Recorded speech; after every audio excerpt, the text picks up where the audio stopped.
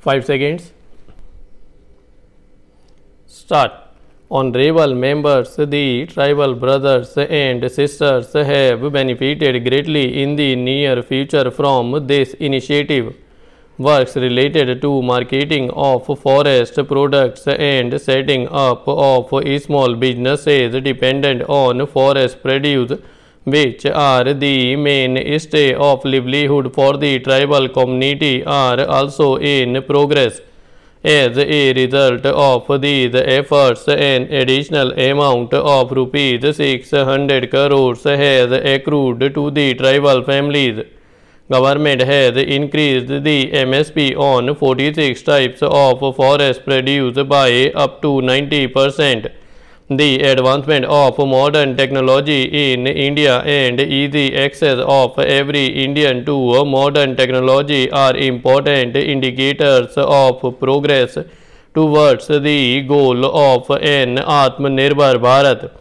While maintaining the requirement of 2 Gaj ki Duri, the institutions and citizens of our country did not allow the pace of growth to slacken by leveraging the power of Digital India. In December 2020, digital transactions of more than 4 lakh crore have been done through UPI. Today, more than 200 banks are linked to the UPI system. Similarly, DigiLocker is being used as a paperless platform for more than 400 crore digital documents. Through the Umang app, 2 crores of citizens are availing more than 2,000 services.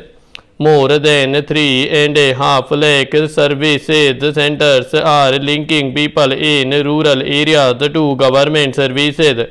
In the same vein, e-Stamp service has been launched after amending the Indian Stamp Act. The trinity of Jan Dhan accounts, Aadhaar and mobile has helped safeguard the rights of people. Because of the JAM trinity, rupees 1,80,000 crore have been saved from falling into wrong hands. My government has also initiated digitization of medical services through the Rashtriya Digital Health Mission. The citizens will be able to avail facilities like digital appointments, digital reports, as well as digital health records through this mission in the coming days. Our parliament is an important medium for ensuring increased engagement of citizens in the democratic process and in fulfilling the aspirations of a new India. During the tenure of previous governments and in the Houses of Parliament, it has been repeatedly mentioned that the existing building is providing to be sufficient to meet our present day requirements. Efforts had been made by previous governments also for a new parliament building.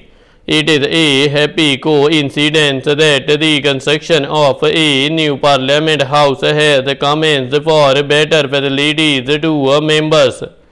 Honorable members, the pace at which citizens of this country have assimilated technology and change is a testimony to the eagerness with which every Indian is waiting to see the country reach new heights. Keeping in mind the aspirations of the people, my government has been taking speedy decisions and is implementing long-awaited reforms in every sector of the economy. Besides facilitating faceless tax assessment and appeal, several provisions of the Companies Act have been decriminalized by my government in order to encourage entrepreneurship. A GIS-based database of industrial zones has been created to enable delivery of essential services to industries. Information pertaining to more than 5 lakh hectares of industrial land is available through this database. I am happy that espousing the sentiment of Shramev Jayanti, both houses of parliament have taken a decision to bring about a transformation in the lives of the labor force. 29 central labor laws have been amalgamated into a 4 labor codes. States have also displayed initiative in bringing about these labor reforms. These reforms will result in expansion in the scope of labor welfare, timely payment of wages to laborers, and generation of new employment opportunities. The new labor codes also ensure enhanced and a more equitable participation of the female workforce. Along with labor, easy availability of capital is also crucial for industries. For this, the banking system in the country is being strengthened.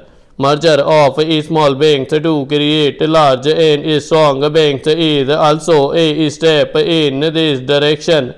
For the first time in the country, a production-linked incentive scheme worth about rupees 1.5 lakh crore is being implemented in 10 manufacturing sectors.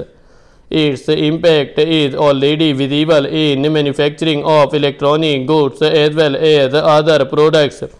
As a result of this initiative, many large national and international companies have started their operations in India.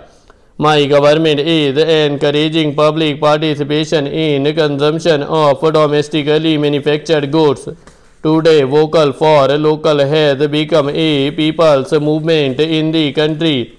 Efforts are being made to inculcate an emotional attachment for goods manufactured in India, while at the same time ensuring that they are of high quality. Continuous steps are being taken to improve ease of doing business in India.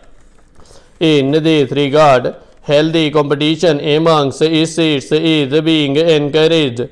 It is a matter of immense pleasure that states too are appreciating the importance of improving the ranking and are participating in this wholeheartedly. The country has also started emerging from the economic setback suffered in the wake of the coronavirus pandemic, when the focus was primarily on saving the life of each Indian citizen.